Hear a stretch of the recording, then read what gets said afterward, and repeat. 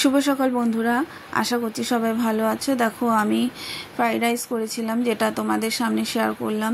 চালটা ধুয়ে ভিজিয়ে রেখেছিলাম।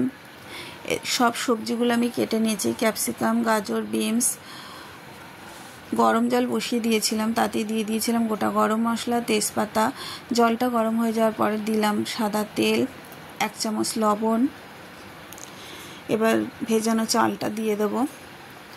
আমি না কাউকে রান্না শেখাই না, যেটা আমি ঘরে যেভাবেই রান্না করি সেটাই তোমাদের সামনে আমি তুলে ধরি। আমার ভালো লাগে এটা।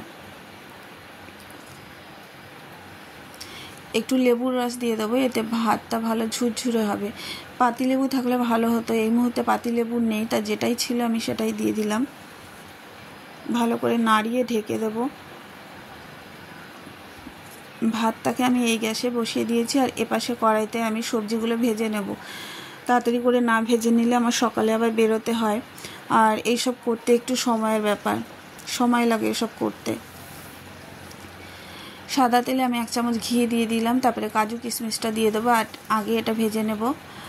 কাজু কিশমিশটা দিয়ে দিলাম, আর গ্যাসটা একদম কম করা আছে, নাহলে পুড়ে যাবে। এত সুন্দর গন্ধ বেরিয়েছে, আর কিশমিশগুলো দেখো কি সুন্দর ফুলে গেছে। হয়ে গেছে ভাজা এটা আমার। তারপরে আমি দিয়ে দিলাম গাজর আর বিনস, এটাকে আমি ভেজে নেব। তারপরে ওটা ভাজা হয়ে যাওয়ার পরে আমি ক্যাপসিকামটা দেব। দেখো এদিকে আমার ভাজা এদিকে হচ্ছে, আস্তে আস্তে করে ভেজে নিচ্ছি। একটু লবণ দিয়ে দিলাম, ভাতে আমার লবণ দেওয়া আছে তাই এটাতে সামান্য লবণ দিলাম। গাজর আর বিনস ভেজে নেওয়ার পরে আমি ক্যাপসিকাম দিয়ে দিলাম। ক্যাপসিকাম দেওয়ার পরে আবার ভেজে নেব। ভাতটা আর একটু হবে। দেখো ভাত হয়ে গেছে, আমি নামিয়ে দিয়েছি। খুব সুন্দর ঝুরঝুরে হয়েছে ভাতটা। সবজিগুলোও ভাজা হয়ে গেছে, আর ডিমের কারি করব। ডিম বসিয়ে দিয়েছি, একটু নুন দিয়ে দিলাম যাতে ডিমটা না ফাটে। ডিমটা সেদ্ধ হোক, এদিকে আমি এটা করে নিই। দিয়ে দিলাম সাদা তেল, আবারও 1 চামচ ঘি, গোটা গরম মশলা, তেজপাতা, আবার ফোড়ন দিলাম। এবার সবজিগুলো দিয়ে দেব। সবজিগুলো দিয়ে একটু নাড়িয়ে নিয়ে তারপর ভাতটা দেব। আর দেখতে খুব সুন্দর হয়েছিল, খুব কালারফুল হয়েছিল। সবজিগুলো একটু আবার ভেজে নেওয়ার পরে ভাতটাকে আমি দিয়ে দিলাম। হালকা হালকা করে ভাজতে হবে যাতে ভেঙে না যায়। একটু বেশিক্ষণ ভিজিয়ে রাখতে হয়। আমার হাতে এখন সময় নেই বলে আমি 15-20 মিনিট ভিজিয়ে রেখেছিলাম।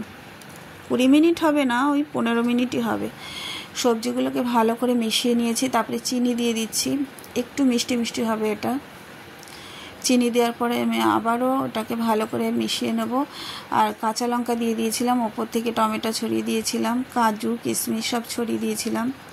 এত সুন্দর দেখতে হয়েছিল, খেতেও ভালো হয়েছিল, কিন্তু দেখতে খুব সুন্দর লাগছিল। দেখো তোমাদের ফাইনাল লুকটা দেখাচ্ছে, দেখো ফাইনালটা খুব সুন্দর হয়েছিল। তার সঙ্গে ছিল ডিমের কারি। সবাই সুস্থ থেকো, ভালো থেকো।